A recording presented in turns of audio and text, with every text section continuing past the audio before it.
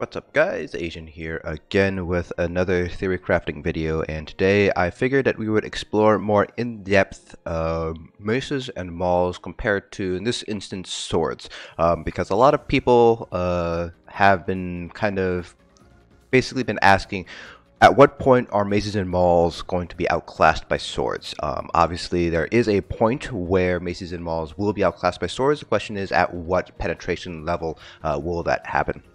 So the kind of basis behind this question comes from the dual wield line as well as the two-handed line. There is a passive under that that weapon line that gives you certain additional bonuses depending on which weapon you have. So for example, maces, which is the one-handed, you get 10% additional debuff to penetration, or I should say buff to your penetration.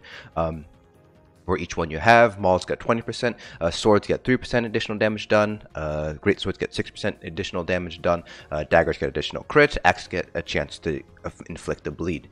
So the question really is, where do maces and mauls come into play? Are they actually any good? You don't really see anybody, at least in the end game PvE content, really run maces and mauls.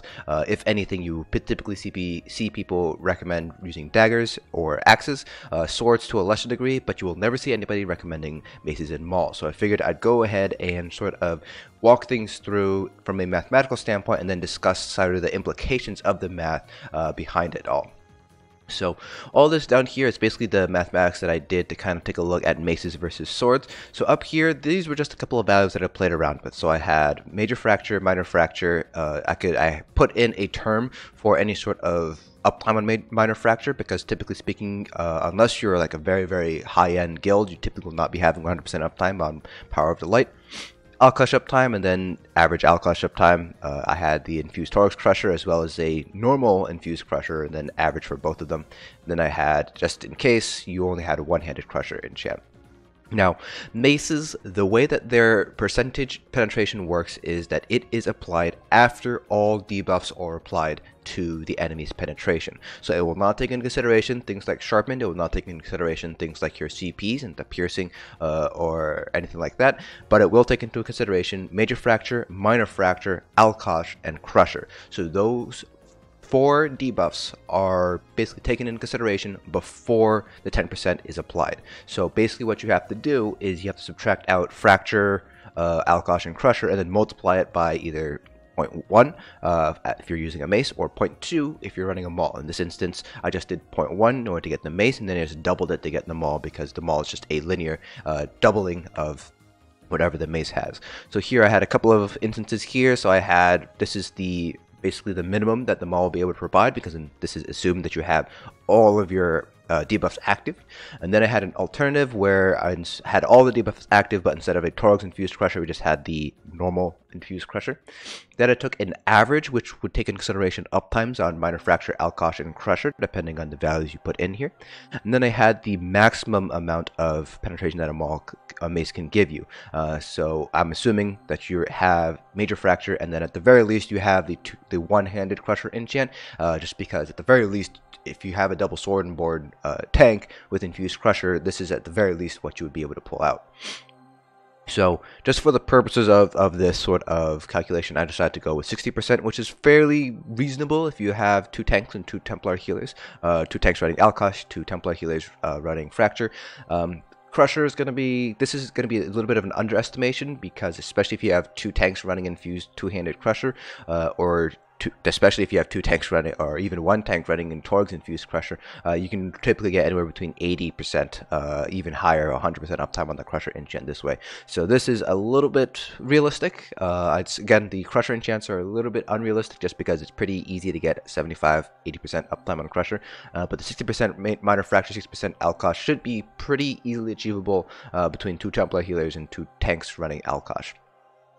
So if we go ahead and just initialize all of these, and then down here, what I did was I basically figured out what the percentage difference is. So the amount of DPS you would expect to see if you are running a mace or a maul, respectively. So these are just your typical, percentage mitigation with the mace, without the mace, and you just divide them and you get a fraction out of it. So if we go ahead and take a look at this, we'll find that if you have all of your penetration active, And then you have a 1.3% increase in DPS from running a Mace. If you have an infused crusher but not Torg's infused and you have all your debuffs active, then it's about a 1.5% increase in DPS. If you're running the average, then you're looking at about a 2.1% increase in DPS, and with the bare minimum, you're looking at a 3.1% increase in DPS. Now, the question is, of course, how does this compare to swords? Now, swords gives you 3% increase in damage done for each sword that you have, so one-handed. And obviously, great swords, you just basically double this. Now, those of you guys might be aware that a 3% damage done increase is not actually 3% because of the way that it interacts with other damage done modifiers. You have to take those into consideration in order to get the true amount of damage done increase that you get from adding in this swords. Basically what we did here was very similarly, we assumed a couple of things. So we assumed that we have 100% uptime of minor berserk. So if you're like a warden or a nightblade, this is very accurate. We're assuming that you're running a minor slayer set, so something like Sororia, Master Architect, War Machine, Reliquin. We have the 5% there. Now, I am assuming that, of course, this is stamina DPS since we're using mauls or swords. A lot of stamina DPS now are running more points into piercing, so we're taking some points out of Mighty as well as Thaumaturge and Master at Arms. So I did 11% for Mighty, which is about 49 points, and then I did 18 points into both my Master at Arms and Thaumaturge, just to kind of keep things simple. This is a little bit lower, but it is fairly realistic if you are looking at using a Nern main hand and a Sharpened offhand, for example. So 18% there, so just kept it identical between Thaumaturge and Master at Arms. That way I didn't have to go playing around with direct damage versus dot damage. And then obviously swords is just an additional 3%, and great swords are 6%. So then you just again do a fractional, and then you should be able to get how much of a DPS increase you should expect to see from a sword or a great sword. So using these assumptions, you will see that a sword actually contributes about 2.1% increase in DPS, and a great sword contributes double that, so 4.2% increase in DPS. So if you compare those to the other four numbers above here, you'll find that the only way that a mace can basically contribute more DPS than a sword is if you basically have very minimal debuff uptime.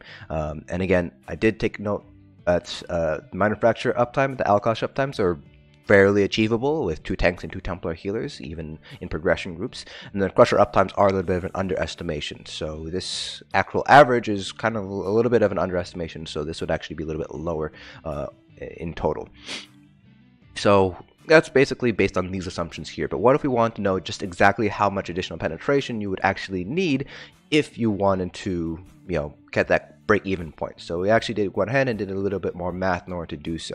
So this comes from the actual penetration sort of calculation here, the amount of damage you can get. This was calculated out by Asair a couple of years ago. So again, we just wanted to figure out how much additional penetration did we need, so that would be our X value here would be equal to the increase in DPS. So that would be running great swords here, just to kind of simplify things out. So 1.0423, we just rounded this up to the closest third decimal point here, or I should say fourth decimal point. So here we also assume that we only have Major Fracture active. That is pretty much the only debuff that we can guarantee we have. Again, I said that it is realistic and perfectly feasible to maintain 100% uptime on the infused one-handed crusher on a tank. But for the purposes of this, we just said we're going to give Mauls kind of the benefit of the doubt here and just assume that you only have Major Fracture active at all times. Basically what we did was we tried to figure out how much additional penetration we need. So that would be the X. And then this is if we had the maul, so you just have to multiply this entire value by 0.8, versus here where we don't have that maul, so we don't have any sort of additional multiplication here. So this is just basically a bunch of algebra here involving multiplying things out, transferring things over to each side, multiplying out certain things, and eventually we end up with a value of 3653 additional penetration is needed in order to match the greatsword under this particular assumption here. Now 3653 penetration. To give you guys a little bit of an idea of how much penetration that is. If you have Alkosh active and any other debuff active, then swords are going to win. If you have your Torg's Infused Crusher active and then any other debuff active, swords are going to win. So generally speaking, even in progression groups, it is fairly reasonable to say that you will be out DPSing using a sword compared to using a maul. And that's just the way that the mathematics fly. So 3653 additional penetration from debuffs might seem like a very high number until you're taking into consideration the fact that Alkosh is about 3k, and then everything else pretty much falls into place afterwards. So again, there's a little bit of not controversy, but discussion about how to really take this into consideration. Do you want to take into consideration average Alkosh uptime, average debuff uptime, or do you just want to say, okay, when debuffs are actually active, how much of an increase are you going to get? In my opinion, you kind of want to go for the average uptime, because at the very least, that'll probably give you the closest approximation to the average amount of DPS you're going to be getting out of using a sword or a maul, in which case it is going to be a little bit more difficult to get there. But again, like I mentioned earlier, with our above assumptions with 60% uptime, that's actually fairly achievable with 2 Templars and 2 tanks running Alkosh. And if you have a Stamplar in group, then you pretty much are guaranteed to get at least 95% uptime on Power of the Light, assuming your Stamplar is staying alive the whole time. So even in a progression style group, if you're running a Stamplar, if you have 1 or 2 tanks running Alkosh, you should easily be able to reach this penetration number of 3653. Now, that doesn't mean to say that Maces and Mauls don't necessarily have their place, but in progression groups, if, for example, if you're in a group where you don't run Alkosh for whatever reason, or you don't have a Stamplar, then perhaps Maces and Mauls might be a little bit better. But as your group progresses, as they get more comfortable, as your tanks get more comfortable with, timing Alkosh procs and things like that, obviously swords are going to start to outpace Mauls and Maces. So if you're don't have any other sort of weapons to choose from, if it's basically you only have Mauls or Maces of Advanced Yokeda, then yes, by all means use them, because that's the only thing you have. But as you start to get better, as your group starts to get better, swords definitely start to outparse Maces and Mauls, and that is why no endgame DPS will ever recommend running a Mace or a Maul as a stamina DPS, because swords are going to outparse them, and of course axes and daggers will outparse swords. That's why we recommend those 2 weapon types over swords and maces. So I know that there's been a lot of discussion on the ESO forums concerning this, and I just want to say here that Maces and Mauls are not a good long-term option. They're a good holdover option while your group is trying to figure out how to get their best Alkosh uptimes, or looking for a Stamplar, or if you don't have any other weapons to use for. But as soon as you get that sword, or as soon as you get that dagger, you want to swap over, because again, Maces and Mauls do not have very good DPS increase in very, very organized groups.